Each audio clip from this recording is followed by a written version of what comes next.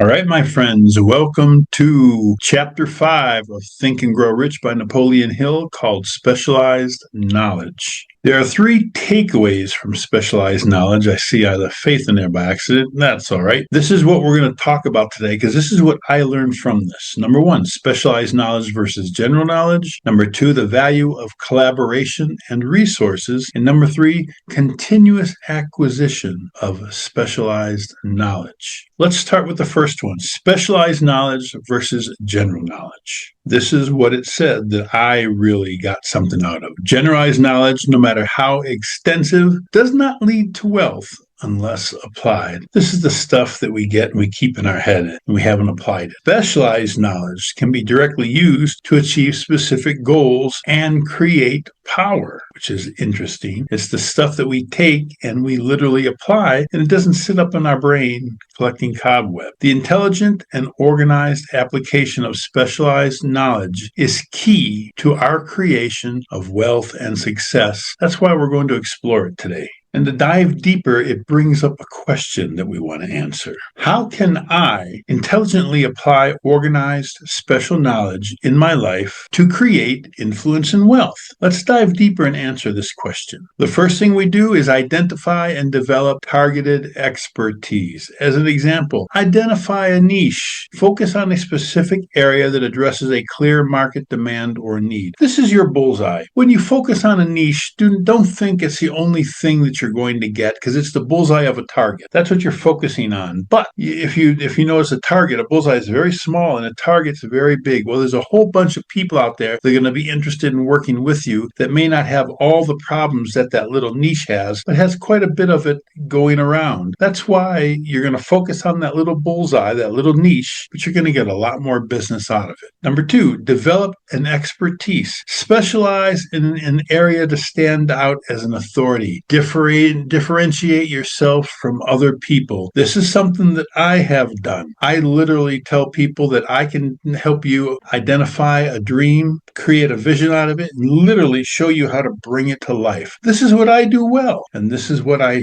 talk to people about that separates me from others. And then the third one is increase value and marketability. Niche expertise makes you more attractive to clients and opportunities, allowing you to command higher rates. Yes, you will get people outside of that niche, but if you're really, really good in that little area, boom, you can charge a whole bunch of money, people. So that's number one, identify and develop targeted expertise. Secondly, create a strategic plan for application. Right, so first, create a plan. Develop a clear strategy to apply your specialized knowledge to solve problems or achieve goals. Okay, then break your plan down into manageable steps. I call them, like number one, create a plan. That's your vision first. And then the breakdown starts with what I call a mid-range goal. Then you're going to break that down into manageable steps and weekly and daily tasks, and identify your opportunities and outline tasks is what it says.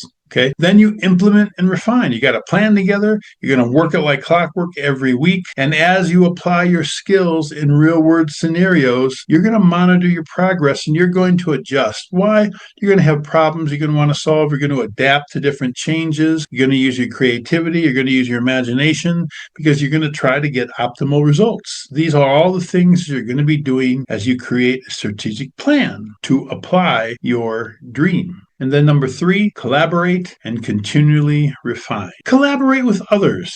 Partner with individuals who complement your skills to expand your capabilities. One thing I have done is I have partnered, or I should say collaborate. I have collaborated on a project with somebody that is a hypnotist. Why? Because a hypnotist can bypass the subconscious fight that we have about not doing the things that we want, and bringing that person in to form a product together to increase somebody's ability to succeed faster only enhances both of us, right? So that's why I did that. Number two, leverage tools and resources. Use technology and resources to enhance your expertise and improve efficiency. One of the simple things that we have out there that we all should be using, at least for organization skills, is ChatGPT. I can get more work done on ChatGPT 10 times the speed if I just tried to do it on my own. It's just incredible. And then stay updated. Continuously refine your knowledge to remain relevant and adapt to industry changes, boosting your value and wealth potential. Whatever industry you're in, things are always changing. Stay on top of the changes. Notice how society affects certain markets and what is going on. You're the one that should be a leader on that and communicating that to other people. So when we practice these three things, we can answer the question, how can I intelligently apply organized special knowledge in my life to create influence and wealth?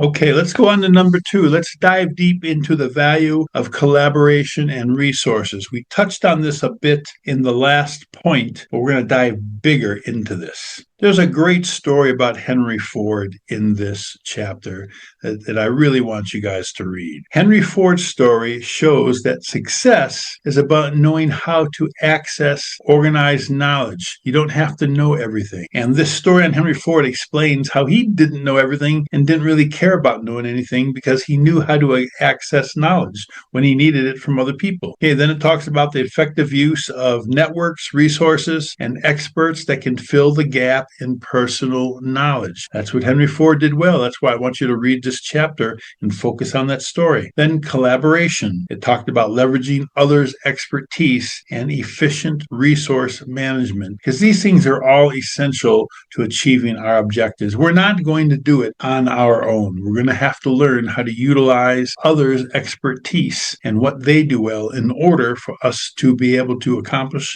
our objectives. All right, so we're going to dive deeper into this now. Learning that brings up a question about application, right? Here it is. This is the question we're going to answer. How can I intelligently access and organize knowledge and collaborate with others' expertise? In my businesses, there's 3 ways that we're going to do it. Number 1, build a network of experts. This is getting to know people, staying in touch with people. So as you live your day, identify experts. There's going to be people out there all the time that you're going to be able to use sometime in the future. So find individuals with specialized knowledge that complement your skills so that you don't have to feel you have to try to learn everything. It's like if you own a house and you know how to do some electrical work, but you need some plumbing done and you don't want to learn plumbing yourself, maybe you have someone you know you can call that is a plumber that has that specialized knowledge. This is what we're talking about in our business. Okay. Secondly, build relationships, network in events, platforms, industry groups, and establish these strong professional connections. It is going to be very important to sometime in your future. You may not know when, but at a certain point, you're going to need a skill set that you're going to be able to connect with someone to help get it done. And then the third thing is ensure accessibility. Maintain regular contact to easily tap into their expertise when needed. It's about the relationship, people. It's about building relationships with people and not calling them a year later and they don't even remember who you are. So that's number 1, build a network of experts. Number 2, organize and centralize resources. Create a centralized system. Use digital tools to store and organize information and context. Good old CRM. If you're not using one, you really need to utilize one. And if it's organized right, you can ensure quick access, organize the system for easy retrieval or relevant data. These are usually set up themselves. There's not really much you have to do except make sure you're grouping people so that there's easy access. Okay. Optimize collaboration. Use shared platforms for seamless communication and real-time updates when you're working with somebody else. There's a lot of platforms like Trello or something like that out there that people can plug into if you're working on a big project together. So number 2 is organize and centralize resources. Number 3, delegate and collaborate strategically. Evaluate strengths, yours, others, reflect on your core skills and identify areas that you need to grow in. Identify expertise gaps that you have. Recognize where outside help can enhance your work, again, so you don't have to think that you have to try to do everything. Then delegate and partner. Delegate tasks or form partnerships to leverage others' expertise while focusing on your own strength. If you practice these 3 things, we're going to be able to answer the question, how can I intelligently access and organize knowledge and collaborate with others' expertise? And the third thing I learned from this chapter, let's dive deep into it. It talks about continuous acquisition of specialized knowledge, being that lifelong student. Napoleon Hill placed a big emphasis in this chapter on lifelong learning and self-improvement for success. And he encouraged acquiring specialized knowledge. How? Formal education, apprenticeships, practical experience, right? That's an older book, so we've got ways out today too that we can continue to learn and grow, either in a paid or an organic method. And then continuous learning and strategic skill acquisition are key to staying relevant. Maybe it's communication skills.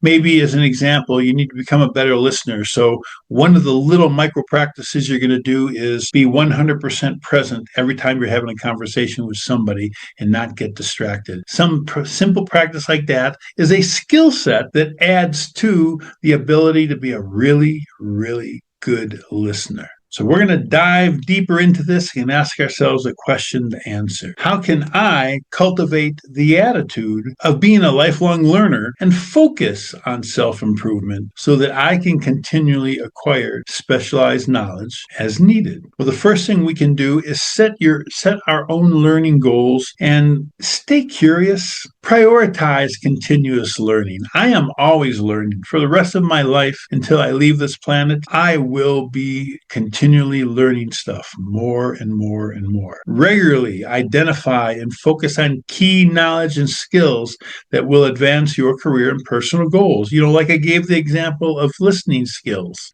Maybe that's part of the process for you, that you're learning how to listen properly. So you're learning little skill sets to make you a better listener. There'll always be skill sets that we need to develop and learn. When the time comes, you'll know it. Cultivate curiosity. Make it a habit of seeking new information and exploring emerging trends to stay adaptable and innovative. Things are always changing, and some of these changes are going to be good for us. And we have to be aware of what's going on and realize when something crops up, if it's something that we should focus on, then we need to focus on it, right? And then stay open to opportunities. Embrace diverse learning experiences. This will help us foster growth and discover unexpected opportunities for improvement. They're going to come to us. We'll wake up in the morning, something could come to us that day. I can't tell you how many times that has happened to me in my life, but we've got to stay open to it, living mindfully to be aware of what's going on around us. So, number one, set learning goals and stay curious. Number two, pursue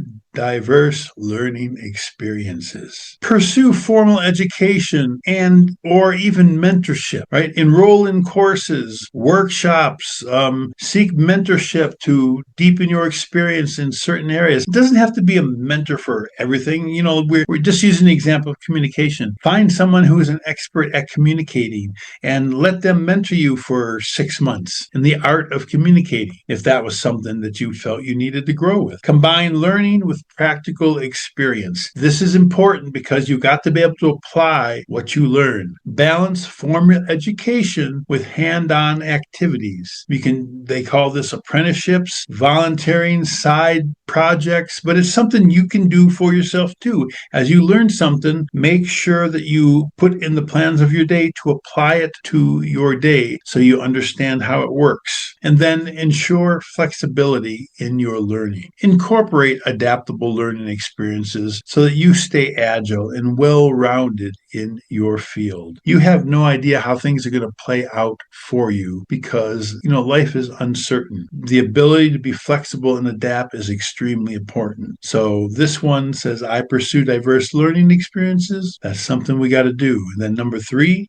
delegate and collaborate strategically. Remember, I told you need to be able to identify patterns. This is part of the patterns you should be seeing in here. Access the strengths and identify gaps. Evaluate your own strengths and recognize areas where external expertise will enhance your work. Don't try to do everything yourself. Find people that are good in certain areas that you want help with. Then delegate tasks. Focus on your core skills and delegate tasks to other qualified individuals, and then form partnerships. I already gave you the example of one that I formed with a hypnotist. Collaborate with others to leverage specialized knowledge and achieve shared goals. If we practice all these things, we will answer the question for ourselves: how can I cultivate the attitude of being a lifelong learner and focus on self-improvement so that I can continually acquire specialized knowledge as needed? All right, friends, this was Chapter 5. Chapter 5 of Think and Grow Rich highlights the importance of specialized knowledge over just general knowledge for achieving wealth. Napoleon Hill stresses that knowledge alone isn't power. It's intelligent application that creates success. And he emphasizes collaborating, leveraging resources, and continuous learning to stay competitive, and urges us to be lifelong learners and acquire the specialized skills for our ongoing success. That, my friends, is Chapter 5 and what I learned. Our next video will be Chapter 6, called Imagination, the Workshop of the Mind.